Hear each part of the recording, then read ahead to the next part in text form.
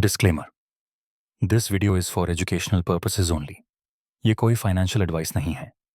कोई भी investment decision लेने से पहले प्लीज़ अपने फाइनेंशियल एडवाइज़र से कंसल्ट ज़रूर करें। L&T फाइनेंस यानी LTF पिछले कुछ सालों में एक रिमार्केबल ट्रांसफॉर्मेशन से गुजरी है। इसका क्लियर इम्पैक्ट हम स्टॉक मार्केट परफॉर्मेंस में देख सकते हैं। लेटे 2025 तक L&T फाइनेंस का शेयर प्राइस ₹300 के ऊपर ऑल टाइम हाई टच कर चुका था।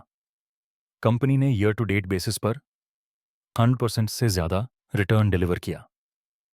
ये शार्प रैली सिर्फ मार्केट सेंटिमेंट या शॉर्ट टर्म मोमेंटम की वजह से नहीं आई। इसके पीछे एक स्ट्रॉन्ग फंडामेंटल स्टोरी है। कंपनी के बिजनेस मॉडल में बड़ा चेंज और मैनेजमेंट की तरफ से कंसिस्टेंट एग्जीक्यूशन है। इन्वेस्टर कॉन्फिडेंस का सबसे बड़ा रीजन रहा है L&T फाइनेंस का successful transition into a pure play retail focused NBFC। इस ट्रांसफॉर्मेशन की वजह से कंपनी का रिस्क प्रोफाइल इंप्रूव हुआ है, प्रॉफिटेबिलिटी बेटर हुई और लॉन्ग टर्म ग्रोथ विजिबिलिटी काफ़ी स्ट्रांग हो गई।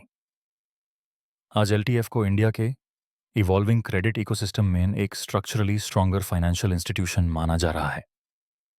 L&T फाइनेंस के टर्नअराउंड का कोर है उनका स्ट्रैटेजिक इनिशिएटिव लक्ष्य।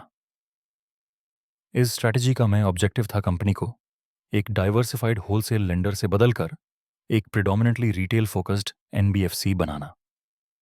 लक्ष्य रोड मैप के अंडर L&T फाइनेंस का इनिशियल टारगेट था कि FY26 तक 80% लोन बुक रिटेल हो, लेकिन कंपनी ने ये टारगेट स्केड्यूल से काफ़ी पहले अचीव कर लिया।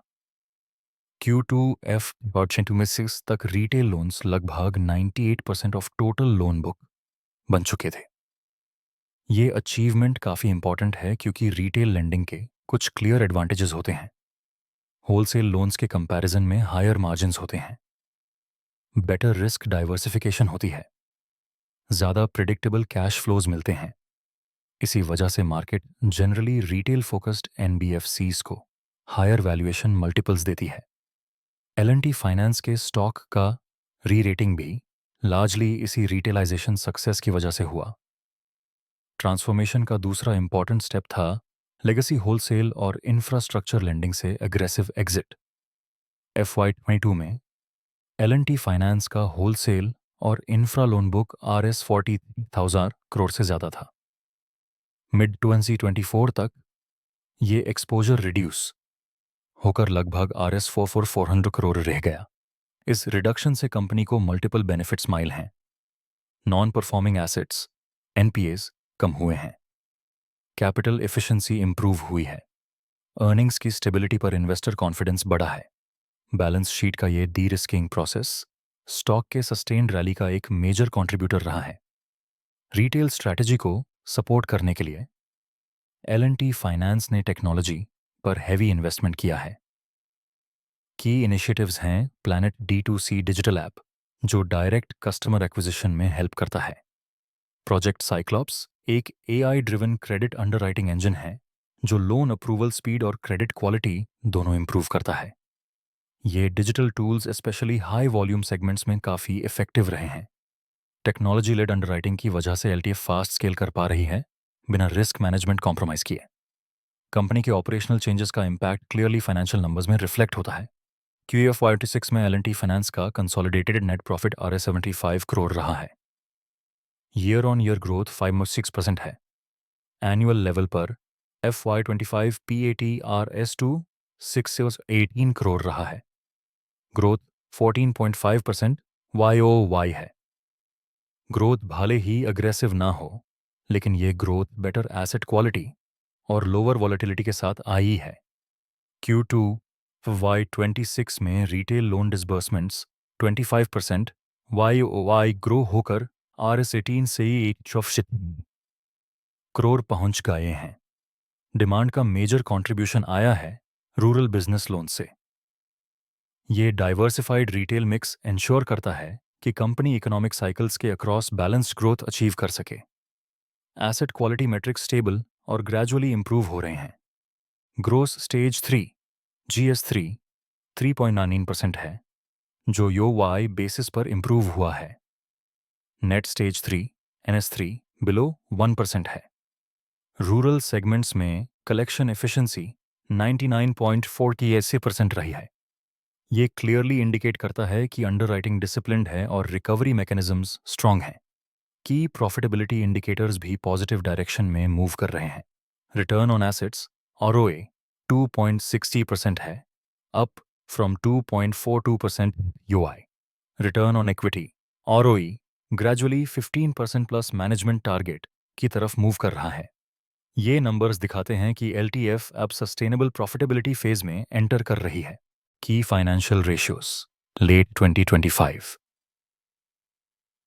PE ratio 28.8x, PB ratio 2.9, 3.0x, net interest margin 14%, debt to equity 3.5x।